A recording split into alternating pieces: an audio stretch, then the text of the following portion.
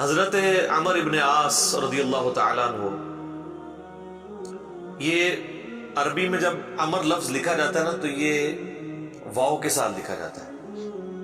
عمر جس طرح لکھا جاتا ہے اسی طرح عمر بھی لکھا جاتا ہے، لیکن عربی اس میں فرق کرتے ہیں، اس کو لکھتے ہیں عمرو۔ وہ اردو میں لوگ پڑھ رہے ہوتے ہیں نا عمرو، یہ عمرو عیار کی کہانیاں، وہ لفظ بھی ڈیوائس بیسیکلی حضرت عمر بن عاص سے ہوا ہے، کیونکہ برین ان کا بہت تھا۔ اچھا، لیکن وہ لفظ ہی غلط ہے، لفظ عمرو تو کوئی لفظ ہی نہیں ہے، لفظ ہے امر۔ لکھا ہوتا ہے عمرو لیکن اس کا مطلب واو جو ہے وہ سائلنٹ ہوتا ہے، اور واو کا مطلب یہ ہے کہ آپ نے اسے پیش کی بجائے زبر سے پڑھنا ہے، عمر کی بجائے پڑھنا ہے امر۔ تو حضرت عمر بن عاص رضی اللہ تعالیٰ عنہ، یہ آپ سمجھ لیں کہ قریش مکہ مشرکین عرب کے تھنک ٹینکس میں سے تھے۔ گفتگو کرنے کا بھی ان کو فن آتا تھا، اور معاملہ فہمی اور چیزوں کو ہینڈل کرنا یہ ان پہ ختم تھا، اور ینگ ایج کے اندر۔ اس کا اندازہ آپ اس بات سے لگائیں کہ جب مسلمان ہجرت کر کے نجاشی کے پاس چلے گئے تو مشرکین عرب نے اپنا سفیر بنا کر جس شخص کو بھیجا کہ وہاں پہ جا کے ایک عیسائی بادشاہ سے مقدمہ لڑ سکے اور نعوذ باللہ مسلمانوں کو وہاں سے دوبارہ ملک بدر کروایا جائے، تو جس شخصیت کا انتخاب کیا وہ عمر بن عاص تھے۔ اس وقت ظاہر مسلمان نہیں ہوتے۔ بہرحال وہاں پہ پھر قرآن کی طاقت کام آئی۔ حضرت علی کے جو بھائی تھے جعفر بن ابی طالب، انہوں نے سورہ مریم کی جب تلاوت کی نجاشی کے دربار میں، اللہ تعالیٰ کی گفتگو کے سامنے بڑے سے بڑا بھی کوئی سفیر ہو، اس کی زبان کا اثر تو پھر ختم ہو جاتا ہے۔ تو نجاشی کی حالانکہ عمر بن عاص سے بڑی پرسنل دوستی بھی تھی، یہ بڑے ان سے تحفے بھی ان کے لیے لے کے گئے، وہ تحفے بھی اس نے واپس کر دیے۔ اس نے کہا بھائی لے جاؤ، تم سونے کے اگینسٹ بھی ان کو تولو نا تو میں تب بھی تمہیں یہ واپس نہیں کروں گا، ٹھیک ہے۔ پھر زمین سے اس نے تنکا اٹھا کے کہا کہ یہ جو سورہ مریم میں حضرت عیسیٰ کا سٹیٹس آیا نا کہ وہ اللہ کے بندے تھے، والله ما عدا عيسى ابن مريم ما قلت هذا له۔ اللہ کی قسم عیسیٰ ابن مریم ایک تنکے کے برابر بھی اس سے زیادہ ان کا مرتبہ نہیں تھا جتنا تم نے بیان کیا ہے، یعنی اس میں ہم غلو نہیں کر سکتے کہ انہیں ڈیوینٹی میں کلیم کر دیں۔ یہ سمجھدار لوگ تھے، یہ وہاں سے مایوس ہوئے۔ اسی دوران صلح حدیبیہ بھی ہو چکی تھی، مسلمانوں کی پاور تسلیم ہو چکی تھی۔ تو حضرت خالد ابن ولید اور عمر بن عاص یہ دونوں بڑے جگری یار تھے۔ ایک بڑا بہترین پلانر تھا اور دوسرا بہت بڑا جنگجو تھا۔ تو صلح حدیبیہ کے بعد نا ان لوگوں کو اندازہ ہو گیا کہ اب اسلام کا گراف اوپر ہی جا رہا ہے، شرح صدر بھی ہو گیا۔ خالد ابن ولید کا ایک بھائی تھا ولید ابن ولید، وہ مسلمان پہلے ہی ہو چکا ہوا تھا۔ تو وہ بھی کچھ اثر تھا خالد بن ولید کے اوپر کہ وہ اتنا بزدل تھا، اور مسلمان ہونے کے بعد اتنا وہ طاقتور ہو گیا کہ اس نے مشرکین عرب کے قافلے لوٹنا شروع کر دیے۔ تو وہ اپنے دوستوں میں فخر کرتے تھے، حالانکہ ہے دشمن تھے لیکن کہتے تھے یار بہادر تھے، پھر نکلے نا میرا برا۔ یہ سارا کچھ نا عمر سیریز کے اندر انہوں نے فلمایا ہوا ہے۔ يضحكك ما حقه أن يبكيك؟ الوليد أخي الوليد ما علمت له عزما قبل اليوم. أجل والله إني لأنكر عمله وأفخر به. كيف يجتمعان؟ يجتمعان. تو حضرت عمر بن عاص جو ہے وہ سمجھدار آدمی تھے، انہوں نے سمجھ لیا خالد بن ولید سے ملاقات ہوئی، اور بائی چانس وہ حبشہ سے آ کے مدینہ شریف جا رہے تھے اسلام قبول کرنے، اور یہ مکے سے مدینہ جا رہے تھے۔ خالد إنك والله عم. راستے میں ملاقات ہو رہی اور دونوں ایک دوسرے کو بتانے کے لیے تیار نہیں ہو رہے کس لیے جا رہے ہیں، لیکن پھر جب گپ شپ ہوئی تو اندازہ ہوا، تو حضرت خالد نے کہا کہ بھئی مجھے لگتا ہے کہ یہ اللہ کے پیغمبر ہیں، اللہ کی غیبی تائید ہے ان کے ساتھ۔ أجب أنت، ما أخرجك؟ يا أبا عبد الله والله لقد استقام المنزل وإن الرجل لنبي أذهب إليه فأسلم. وذلك الذي أخدمه. تو عمر بن عاص کہتے ہیں کہ مجھے بھی لگتا ہے ایسے، تو پھر کیا ارادہ ہے؟ تو کہتے ہیں ہم ان کی بیعت کر لیتے ہیں، اسلام قبول کر لیں۔ تو پھر انہوں نے اسلام قبول کیا۔ پھر نبی علیہ السلام نے ان کے ساتھ بڑی شفقت بھی فرمائی. کئی ایک چھوٹی مہمات کے اوپر بخاری مسلم میں آتا ہے کہ عمرو بن عاص کو آپ نے کسی ایک خاص لشکر کا امیر بھی بنا کے بھیجا. اور پھر سیدنا عمر کے دور میں جنگ یرموک کے اندر بھی یہ جو بڑے بڑے چند کمانڈر جو تھے حضرت ابو عبیدہ ابن جرح کے ساتھ، ان میں عمرو بن عاص بھی شامل تھے. جنگ یرموک انہوں نے لڑی ہوئی ہے، رومن امپائر کے خلاف جو فیصلہ کن جانتی. اس کے بعد پھر جب مصر کے فتح کرنے کی باری آئی تو مصر کے اوپر تو حضرت عمرو بن عاص کو ہی بھیجا تھا حضرت عمر نے. تو یہ فاتح مصر بھی ہیں.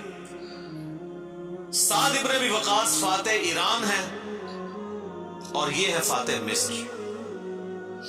اور جنگ یرموک میں بھی ابو عبیدہ ابن جرح کے ساتھ یہ رہے ہیں رضی اللہ عنہ اجمعین وعلیہم السلام اجمعین. تو یہ ان کی زندگی کے اندر یہ اتار چڑھاؤ والا معاملہ رہا. لیکن پھر وقت گزرنے کے ساتھ پھر بعض اوقات انسان کے اوپر ایسے معاملات زندگی میں آ جاتے ہیں. ہم کیوں بار بار بات کرتے ہیں کہ ربنا لا تزغ قلوبنا بعد اذ ہدیتنا وہب لنا من لدنک رحمہ انک انت الوہاب. آمین. ڈر تو لگا رہنا چاہیے ہر وقت. وہ مشہور حدیث جو بخاری اور مسلم دونوں میں ہے، میں یقین کرے جب بھی وہ حدیث پڑھتا ہوں نہ کانپ اٹھتا ہوں.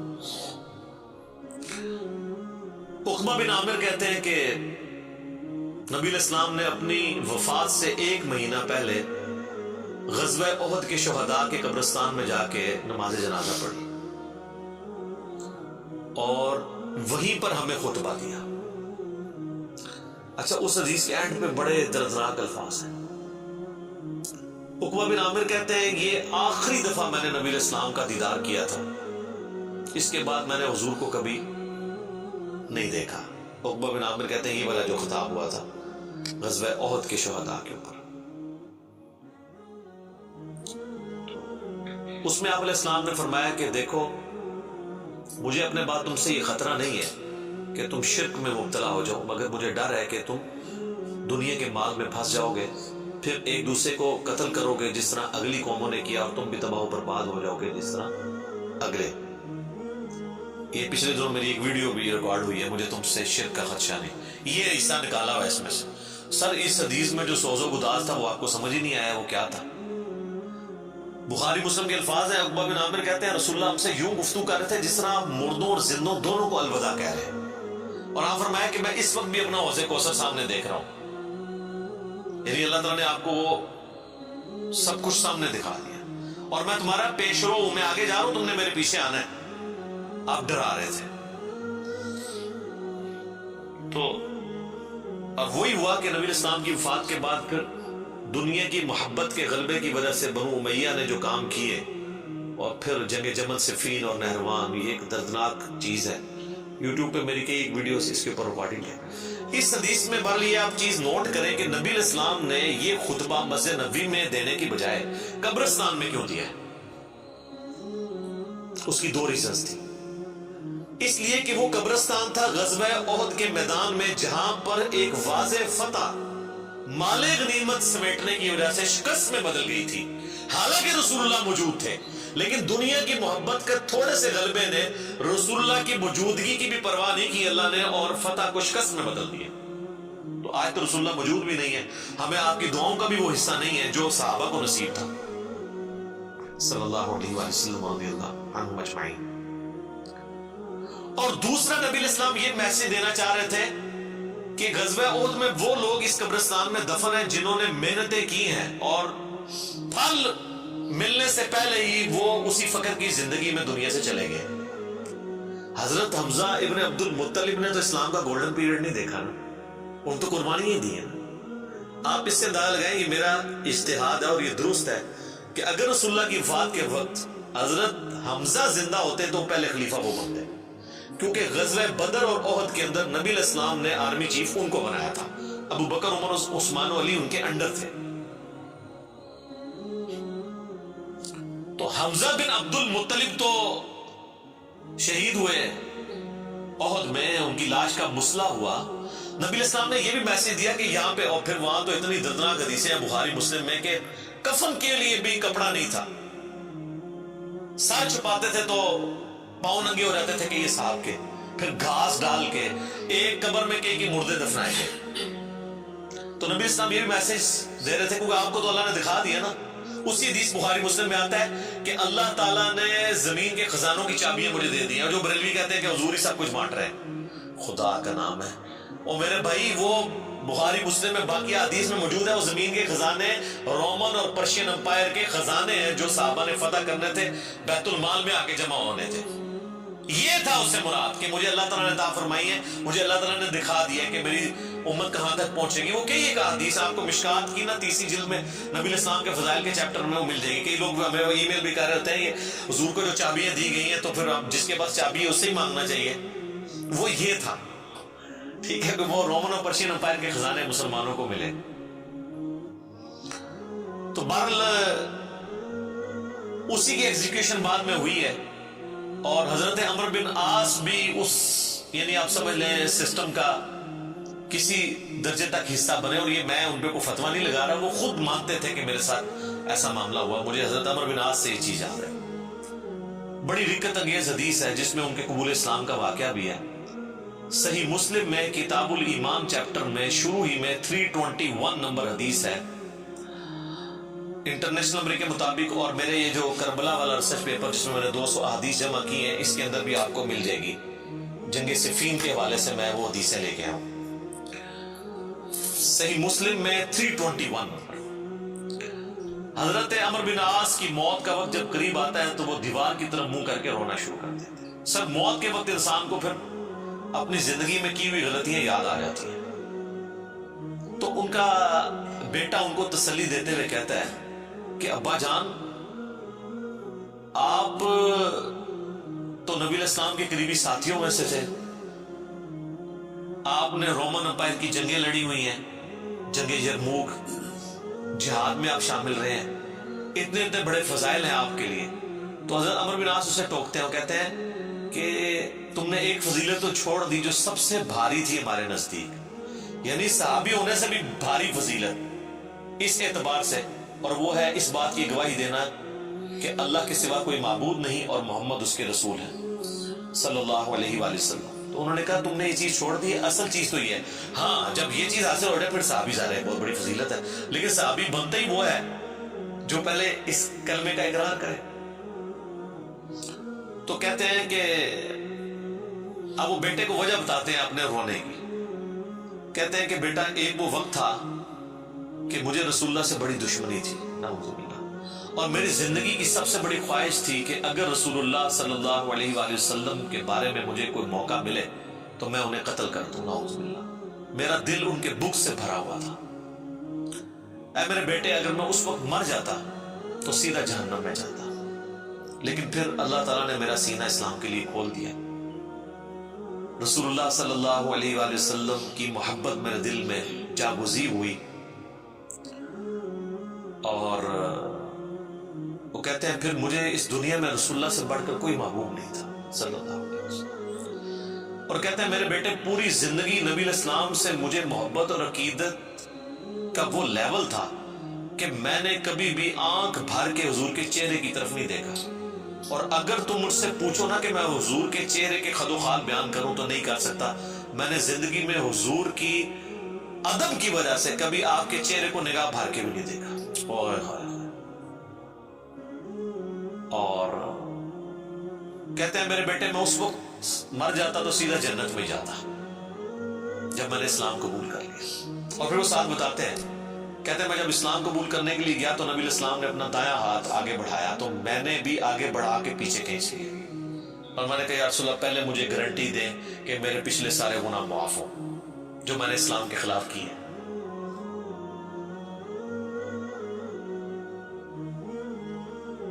يا رسول الله،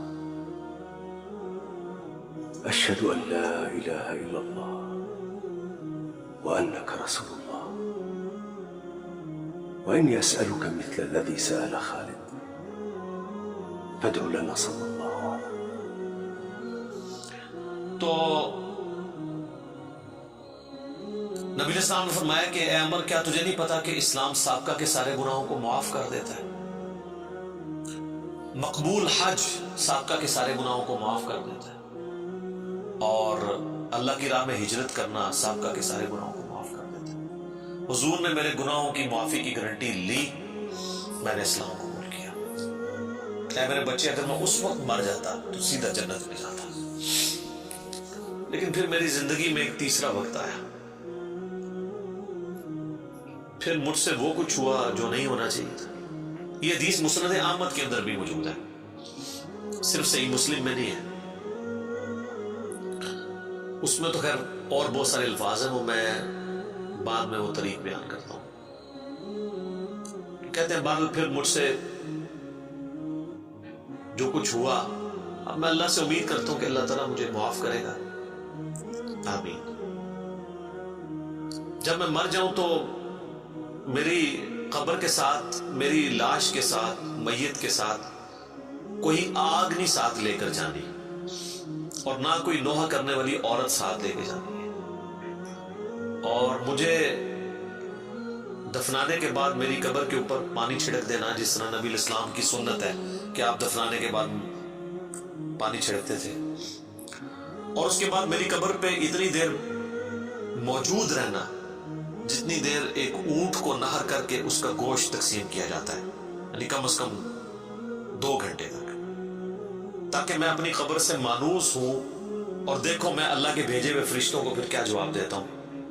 یعنی اس سے حضرت عمرو بن عاص نے یہ بھی عقیدہ دیا کہ اسی زمینی قبر کے اندر حساب و کتاب ہوتا ہے، لیکن اس کو کوئی دیکھ نہیں سکتا۔ یعنی اگر ایگزیکٹ وہ آپ کیمرہ فٹ کر دیں تو یہ جو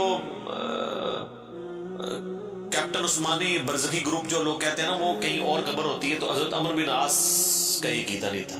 یہ حدیث ان کے گلے کا کانٹا ہے، جب ہم پیش کرتے ہیں وہ کہتے ہیں عمرو بن عاص کا تو ذہنی توازن آخری وقت میں بگڑا ہوا تھا، وہ تو بہکی باتیں کر رہے تھے، کیونکہ ان کے لیے تو وہ جو بھی باتیں حضرت علی کی فیور میں جائے وہ بہکی ان کو لگتی ہے نا۔ میں کہتا ہوں ان کا دماغ جتنا موت کے وقت کام کیا ہے نا پہلے نہیں کیا تھا، کیونکہ وہ تو اس وقت ہی ان کو احساس ہوا ہے۔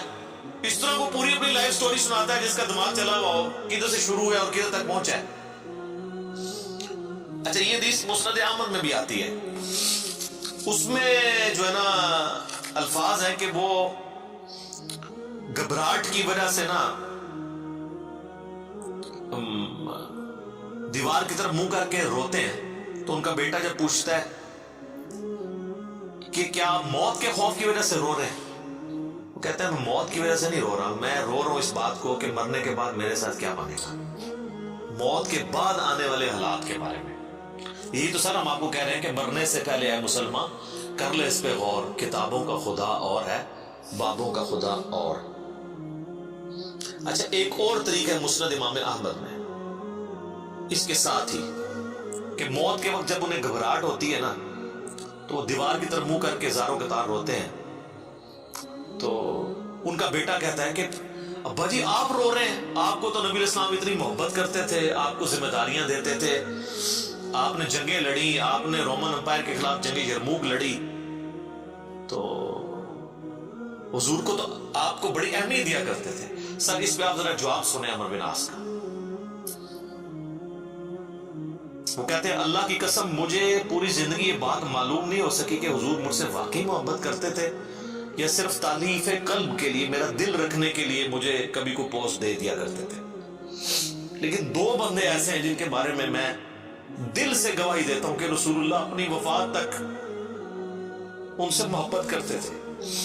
ایک ابن سمیہ عمار ابن یاسر، اور دوسرا ابن ام عبد عبداللہ ابن مسعود۔ اب عمار بن یاسر ان کو کیسے بھول سکتا تھا، عمار کو تو مارا ہوا تھا انہوں نے، صفین کیا تھا۔ تو وہ کہہ رہے ہیں کہ حضور مجھ سے محبت کرتے تھے نا، تو مجھے نہیں لگتا کہ وہ اندر سے کرتے تھے یا میرا دل رکھنے کے لیے، بعض اوقات بندہ کسی کو ابلائش بھی کر دیتا ہے نا تعریف قلب کے لیے، لیکن 2 بندے ایسے تھے میں کہتا ہوں کہ حضور واقعی ان سے محبت کرتے تھے، ابن سمیہ اور ابن ام عبد۔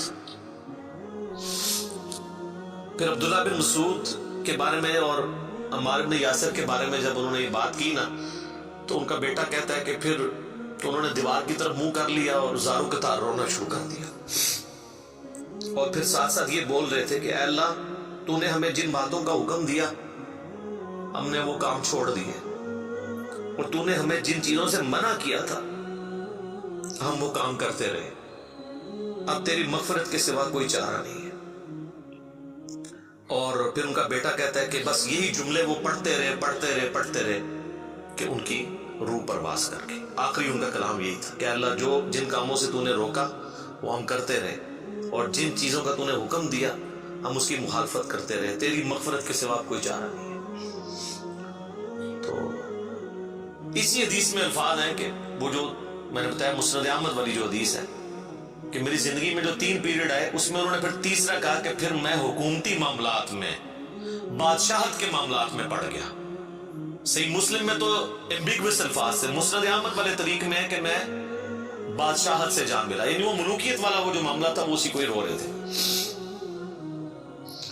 مسند امام احمد میں ایک حدیث ہے کہ جب عمار بن یاسر کی قتل کی خبر ملی جنگ صفین میں، تو ایک شخص آ کے عمر بن عاص کو بتاتا ہے کہ عمار قتل ہو گیا. تو حضرت عمر بن عاص بلند آواز سے پڑھتے ہیں انا للہ و انا الیہ راجعون، اور وہ بھاگتے ہوئے حضرت معاویہ کے پاس جاتے ہیں. ہم کہتے ہیں کہ معاویہ تو عمار کو ہماری فوج نے قتل کر دیا، عمار قتل ہو گیا، اور میں نے رسول اللہ سے سنا تھا کہ عمار کو ایک باغی جماعت قتل کرے گی.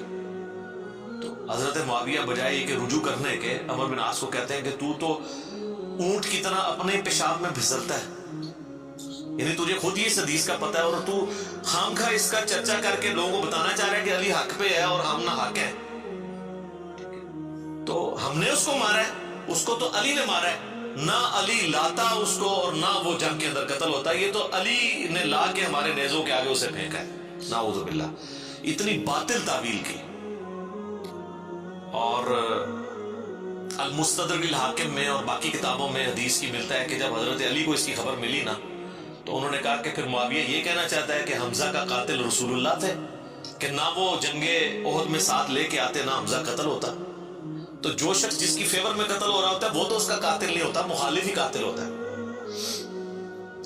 تو پھر مسند احمد میں ایک اور حدیث ہے کہ عمار کے قتل ہونے کی جب خبر پہنچتی ہے نا تو حضرت عمر بن عاص کہتے ہیں کہ میں نے خود رسول اللہ سے سنا تھا کہ عمار کو باغی جماعت قتل کرے گی اور عمار کا قاتل اور مال لوٹنے والا آگ میں ہے.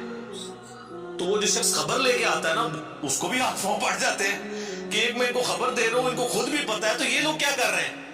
تو حضرت عمر بن عاص اس کی بھی تعویل کرتے ہیں. وہ کہتے ہیں حضور نے جو جہنم کے بارے میں فرمایا تھا نا وہ عمار کے قاتل اور مال لوٹنے والے کے لیے تھا، وہ ہمارے لیے نہیں ہے. اگرچہ ہم بھی جنگ لڑ رہے تھے لیکن ہمارے ہاتھوں سے تو نہیں وہ قتل ہوا. حالانکہ صحیح بخاری میں حدیث ہے عمار کو باغی جماعت قتل کرے گی، اور یہ حدیث میں نے بتایا ان کو پتہ بھی تھی. جماعت کے بارے میں الگ سے میں نہیں کہتا دوزخ میں جائے گی، اللہ اور بندے کا معاملہ. تو انہوں نے کہا کہ یہ مال لوٹنے والا اور قتل کرنے والے کے بارے میں. اب مسند احمد میں موجود ہے کہ وہ صحابی صلح حدیبیہ کا صحابی تھا، ابو الغادیہ، جس نے عمار کو قتل کیا تھا، اور پوری زندگی میں پھر وہ روتے تھے مجھ سے یہ کیا کام ہوا.